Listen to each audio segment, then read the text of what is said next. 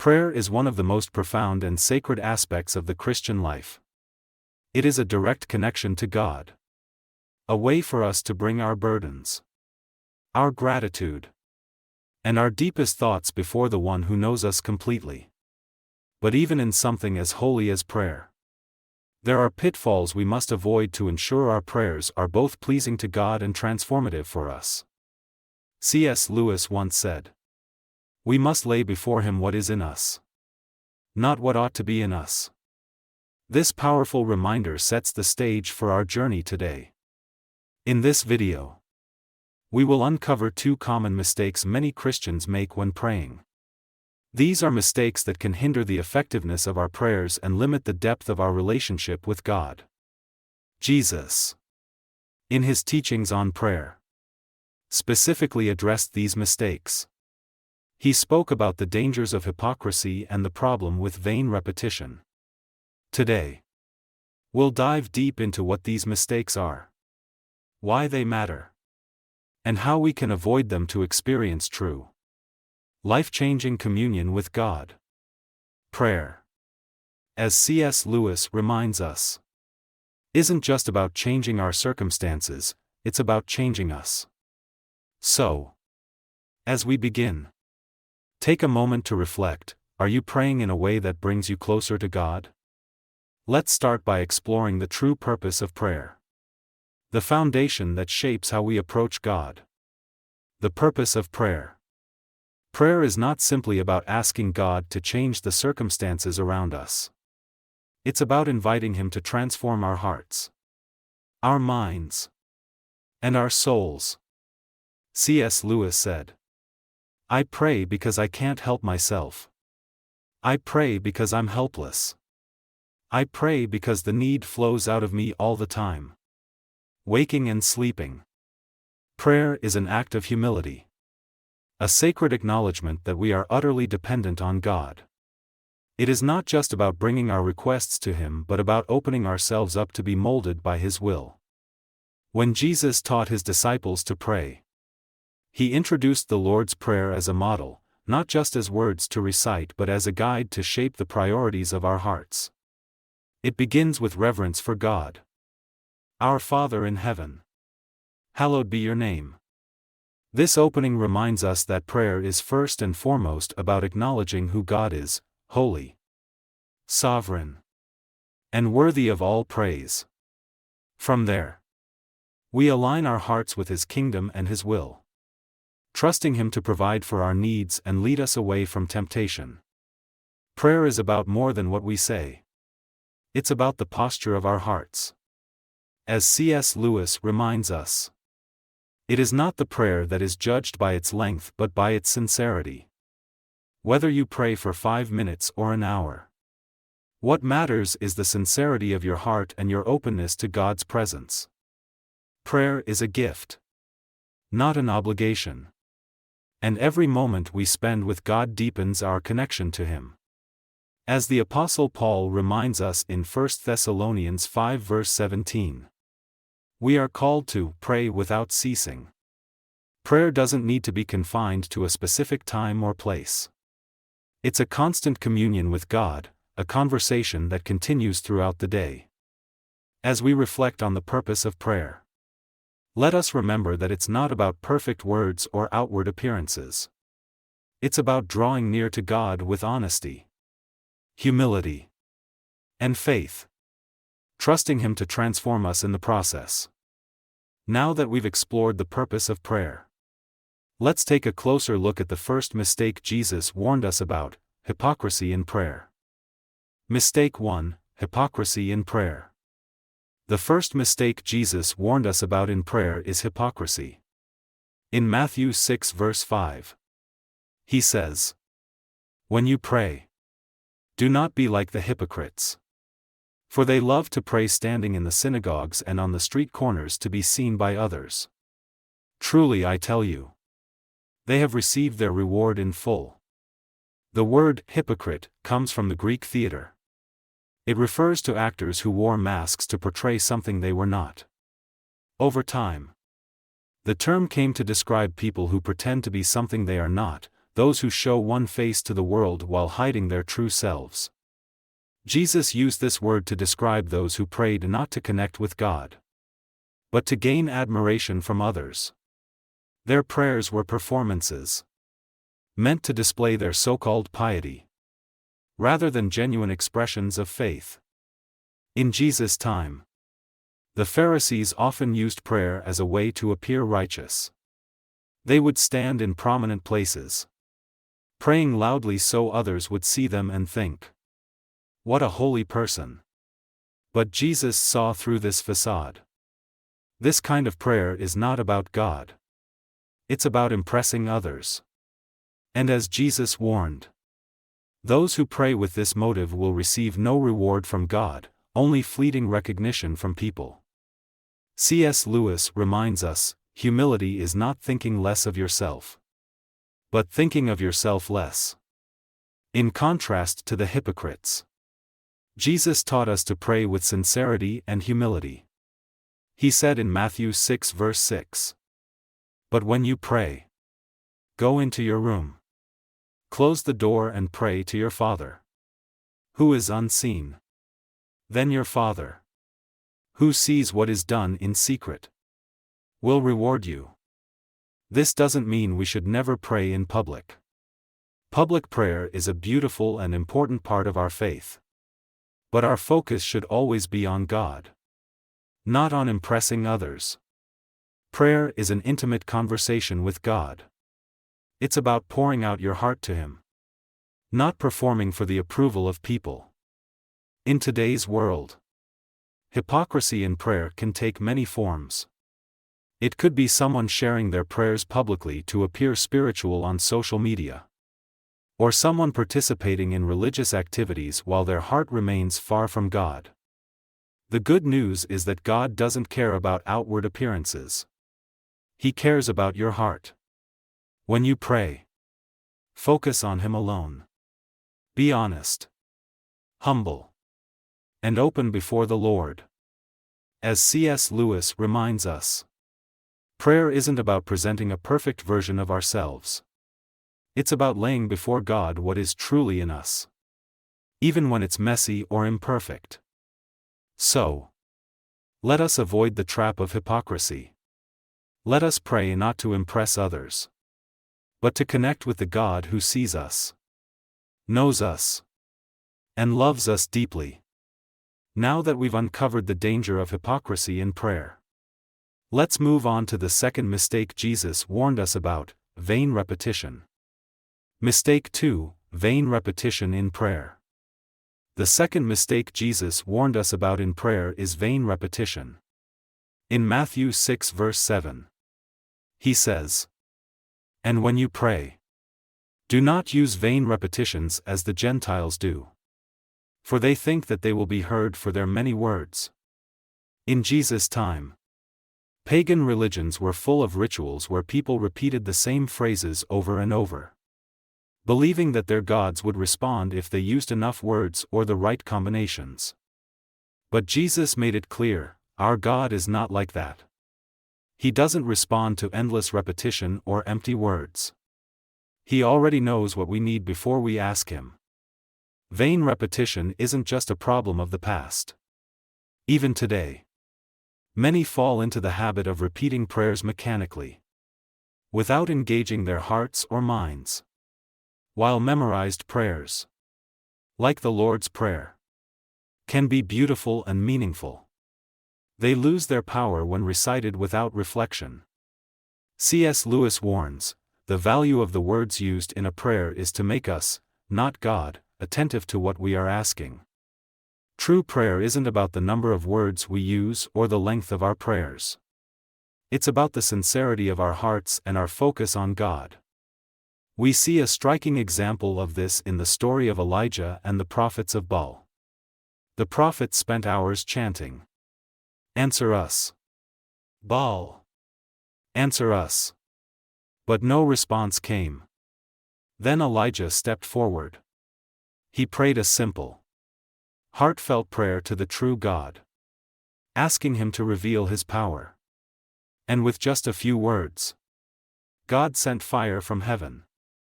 consuming the altar and proving that He alone is God. This story reminds us that God isn't impressed by long, repetitive prayers.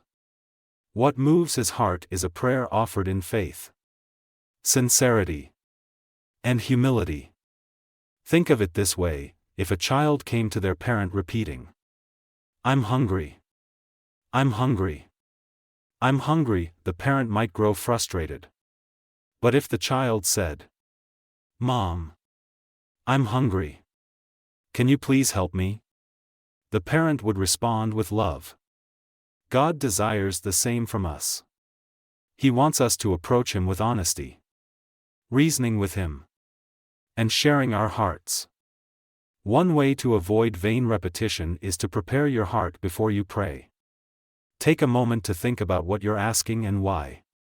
Ask yourself, does this align with God's will? Is this truly what I need?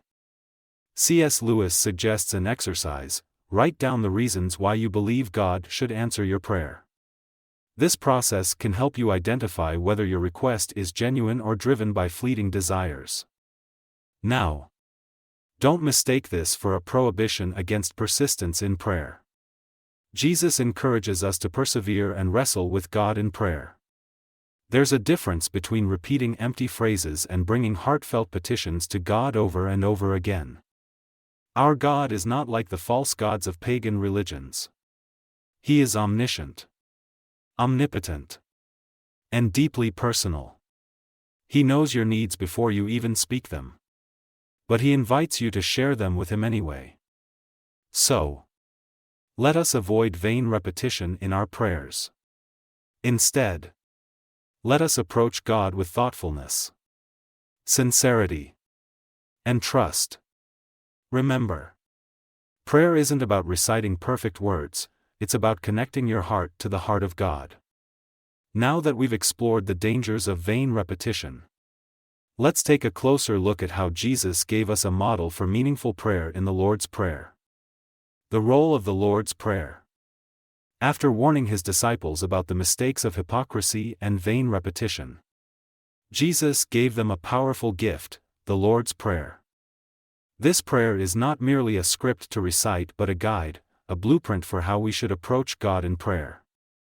This, then, is how you should pray: Our Father in heaven, hallowed be your name.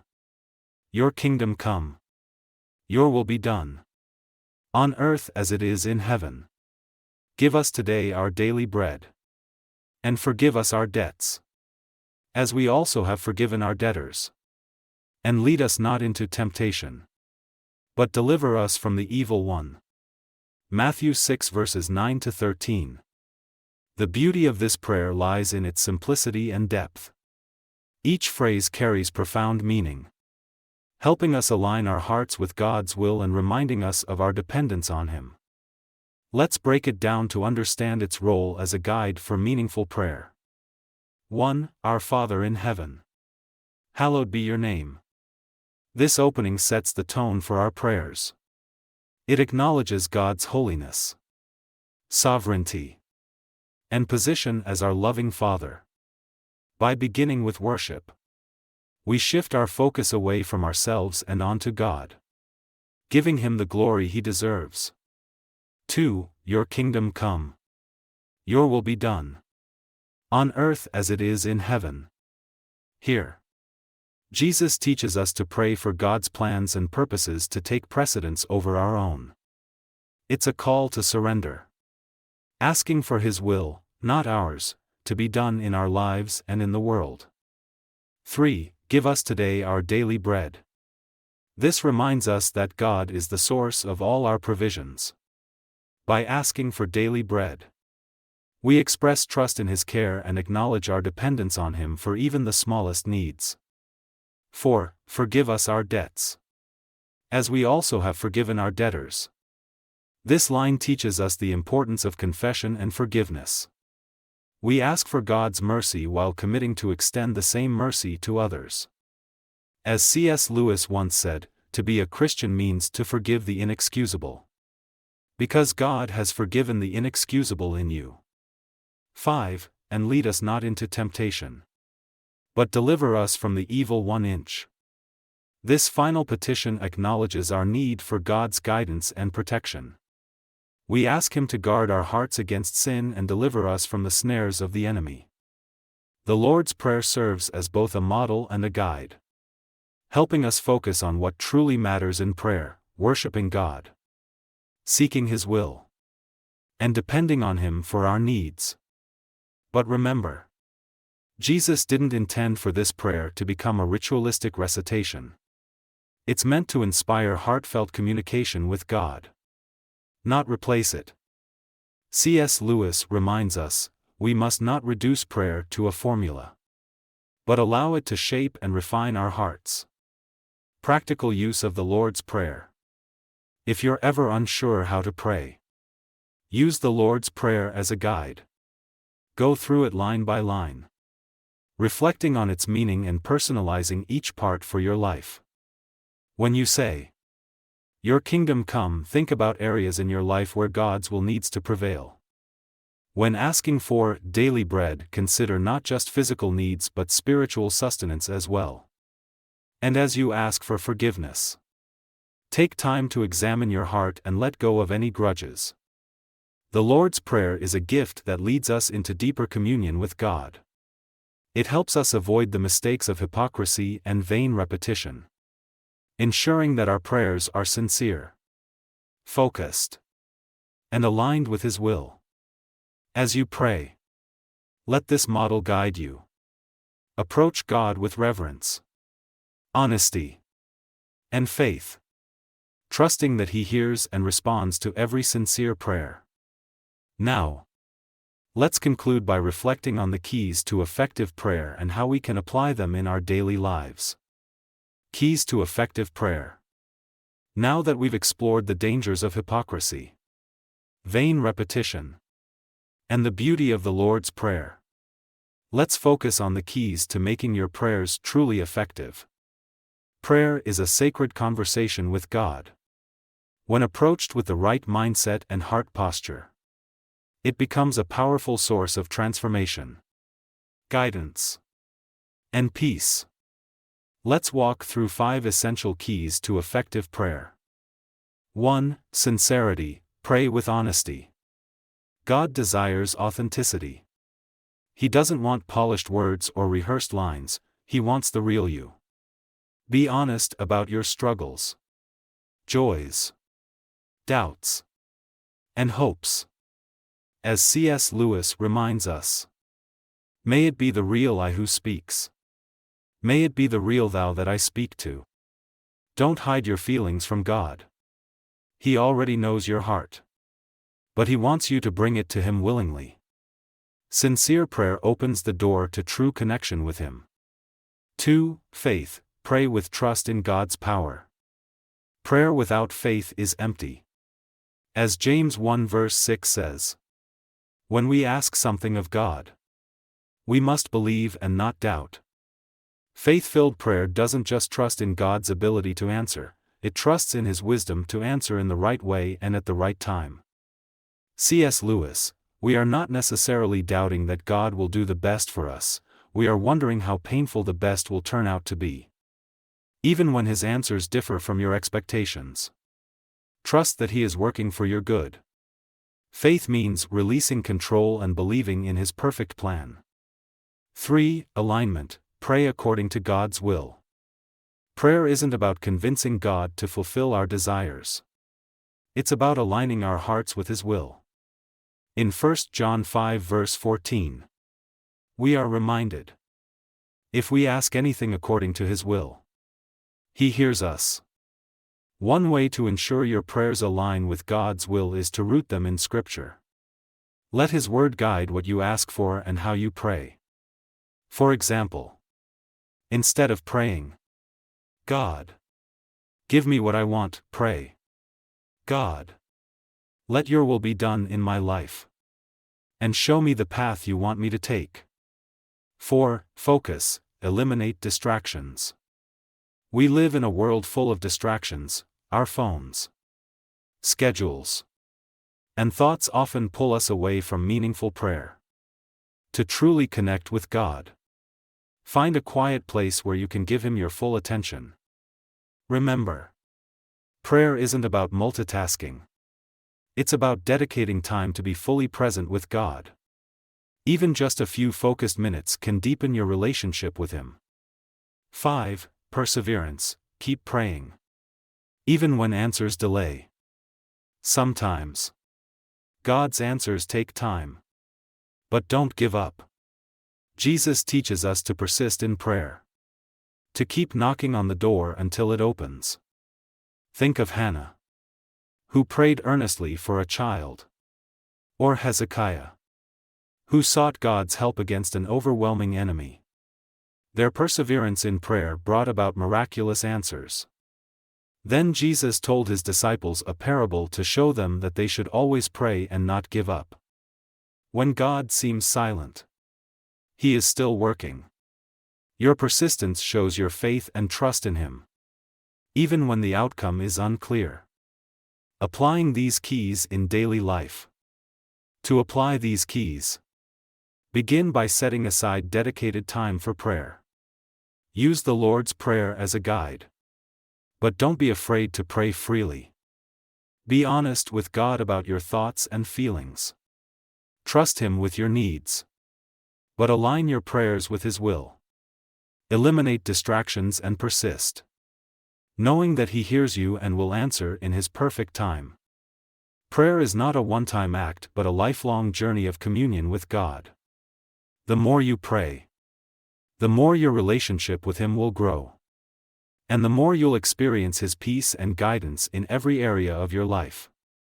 Remember, as C.S. Lewis said, the prayer preceding all prayers is this: may it be the real I who speaks.